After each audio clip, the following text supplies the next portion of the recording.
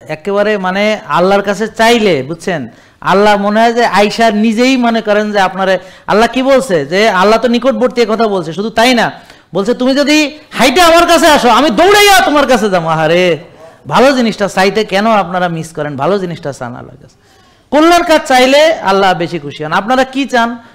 টাকা পয়সা চান, আপনারা ধন দৌলত চান, গাড়ি চান, বাড়ি চান, দুনিয়ার প্রতিষ্ঠা চান। আপনারা দুইটা জিনিস শুধু চাইবেন, রাব্বানা আতিনা ফিদ দুনিয়া হাসানা, মানে পৃথিবীতে যেন শান্তিতে থাকেন, অফিল আখিরাতে হাসানা,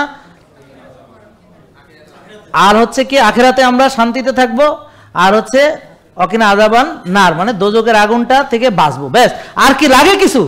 তো এখন পৃথিবীতে শান্তির জন্য কি দরকার? সুস্থতা দরকার। ওরা বলে গেল কোনো সমস্যা নেই, এরকম মন মানসিকতা দরকার। আপনি সবচেয়ে ভালো আছেন এমন মন মানসিকতা দরকার, বুঝলেন না? আর আত্মাকে একেবারে পবিত্র রাখতে হবে। কলুষিত হয় আত্মা খাবার থেকে, রাত জাগলে, আল্লাহর নিয়ম না মানলে, অকল্যাণ কোনো কাজ করলে, মানুষের কোনো ক্ষতি করলে, পাপাচারে লিপ্ত থাকলে, অশ্লীলতা, পাপাচার, বুঝতে পারছেন, দুর্নীতি, সুদ, ঘুষ, বুঝতে পারছেন, হারাম ইত্যাদি যদি থেকে বেঁচে থাকেন, আর যদি বাজে খাবার থেকে বেঁচে থাকেন, আপনার ডিসিপ্লিন যদি ভালো হয়, তাহলে আপনি পৃথিবীতে জান্নাতের সুখ যদি না পান আমারে বলবেন। জেকে লাইফস্টাইল, ওষুধ মুক্ত সুস্থ জীবন।